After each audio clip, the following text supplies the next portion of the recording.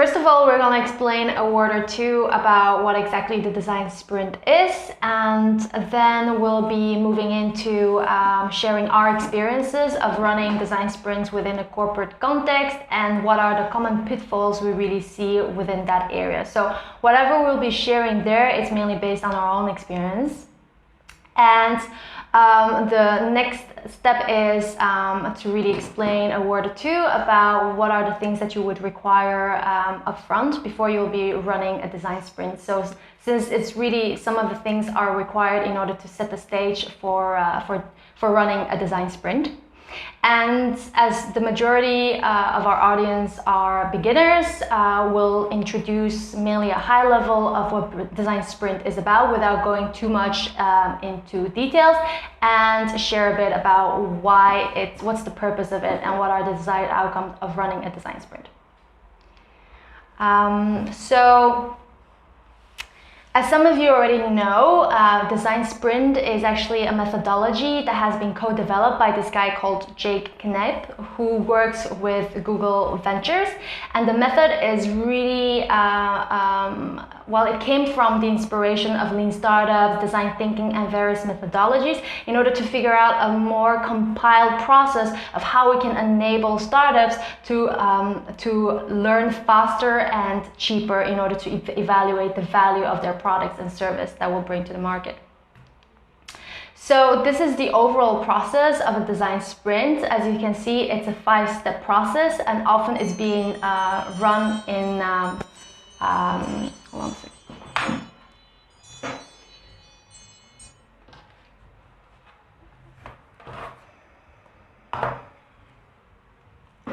Shall we just start over?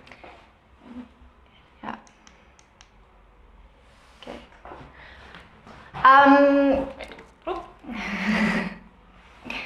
So, as most of the audience of the people watching this webinar are beginners, we ask people's profile behind it. We'll be starting off with explaining a bit about what a design sprint actually is and what is it good for.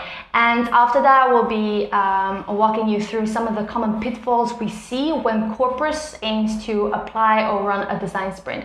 So, take into mind that whatever we'll be sharing now is mainly based on our own experiences of running these design sprints and our learnings and insights from these experiences. So maybe let's start first of all with the design sprint.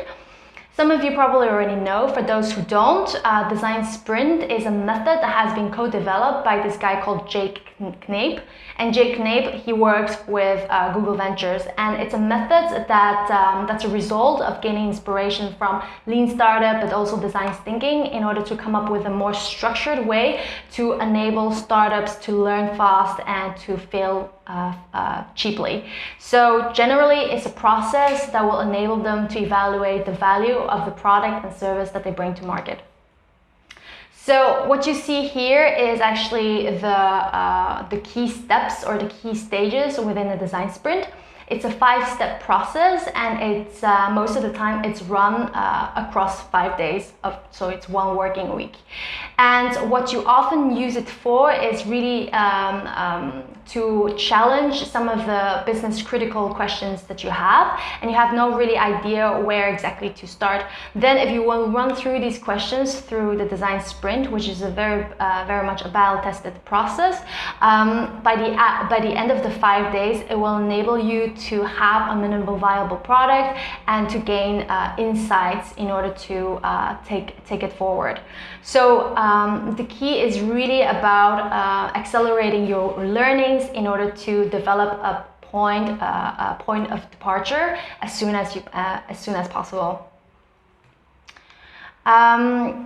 So it's very much about going from the abstract. We know that we're challenged. There's some key questions that we have to going into the more concrete and the tangible, and this will happen in just about 5 days time, and that's really a key strength of this process. It enables you to learn in a very short period of time as well. So let's dive into the 5 stages that we have seen. The first stage is, as you can read, start with the end in mind and to pick a target. So it's really about having a long-term goal. For example, you want to launch a website somewhere along the line, maybe within a couple of few months, and you have to first choose what's the area that you want to focus on first and foremost. And for example, within the example of launching a website, it could be how do you develop it, and so it's as intuitive as possible. The second step is sketching. So it's about understanding, so you have already, by mapping, you already identified a key departure point of where you want to start off exploring first. And during sketching is really about coming up with new ideas and new solutions that will enable you to meet that challenge that you have identified. And key to design sprint is something called analogy thinking. It's really about gaining the inspiration from across different industries and figuring out how these different industries is meeting similar needs and how you can implement that within the context and within the challenge that you're trying to solve. On Wednesday, you will decide. So by Tuesday, you're probably gonna have like quite a few ideas that will enable you to meet the challenge that you have identified on Monday. But on Wednesday, it's really about shortlisting these ideas and making the decision on what are the few ideas that you would like to prototype and take forward. So from the ideas on Thursday, from those ideas on Thursday, you have decided the ideas that you want to prototype, and it's really about making the cheapest and easiest mock-up as possible of these shortlisted ideas.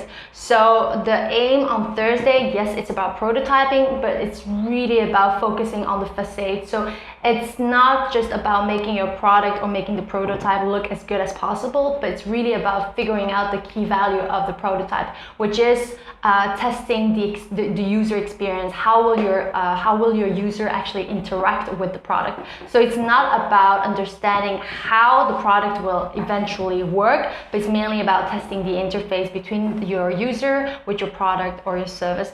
So let's take, for example, instead of building a completely new website, in order to test the user experience of your website, you don't even need to launch the website. You can just create a fake website using Keynote as a format, and you can easily run that through with your customer. And having the right questions to address, you're able to gain the best insights from these end users.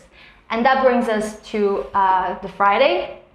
Friday is really about testing your prototypes with the users. Of course, you have to come prepared. You have your prototype, you need to be prepared. What are the key assumptions, test scenarios that you want to validate or test with your end users? So preparing an interview guide for your testing day is highly validated. It's highly appreciated.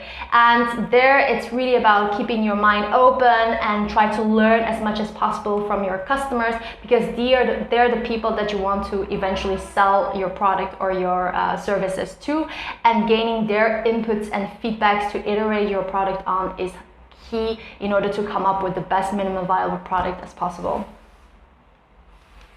So one of the customers that we have worked with and have run a design sprint with is this media company called the Persgroep.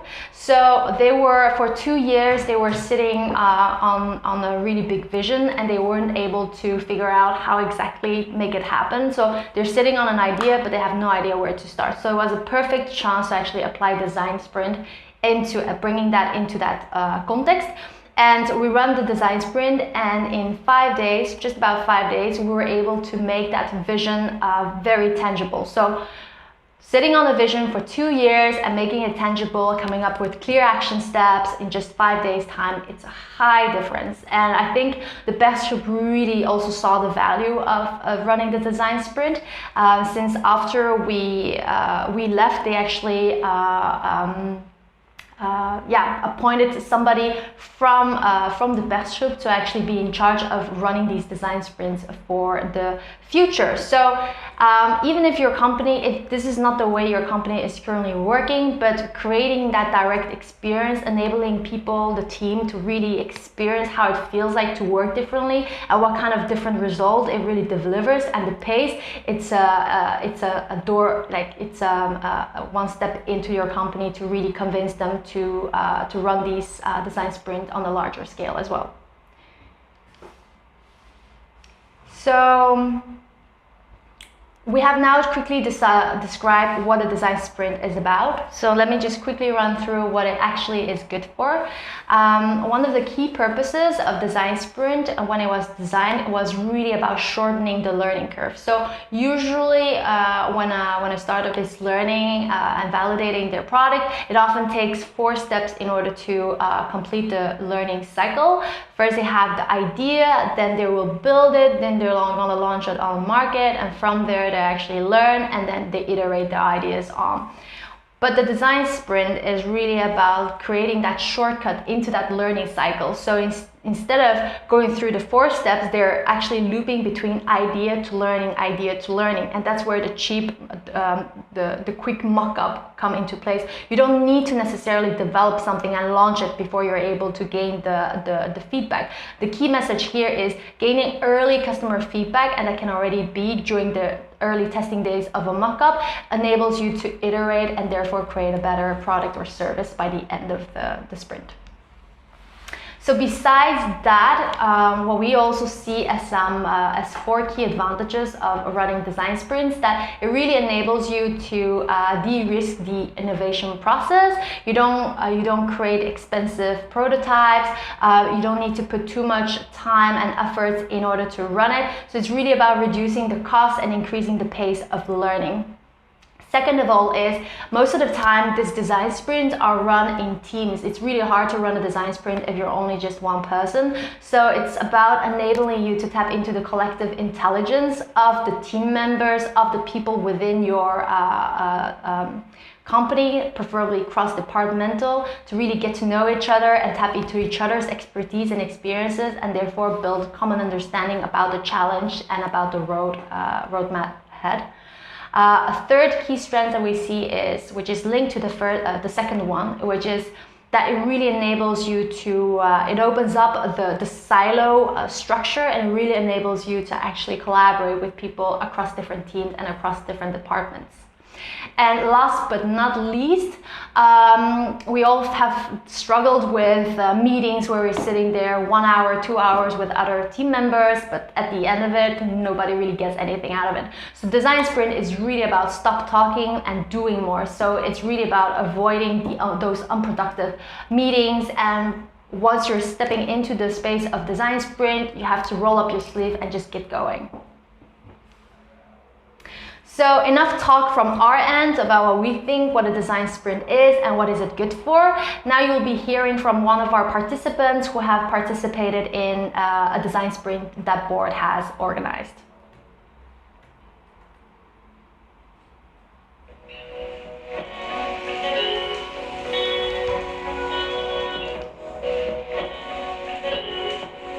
It's pretty exhaustive and sometimes stressful as to work with a lot of people, and sometimes want to just give your ideas, and you don't want your ideas to be rejected by the others, but you get to compromise.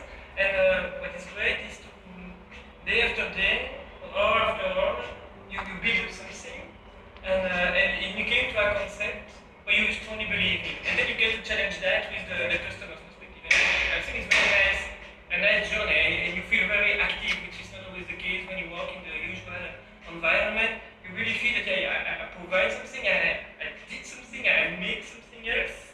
We did that as a team, and then I think it's very great. When we were invited for 4 days, we had, gosh, 4 days out of work, and it would be possible to have to backlog all the work that we have, and why can we don't just do that in one workshop of 2 hours? And in fact, you realize that what you achieve in 4 days, it's much more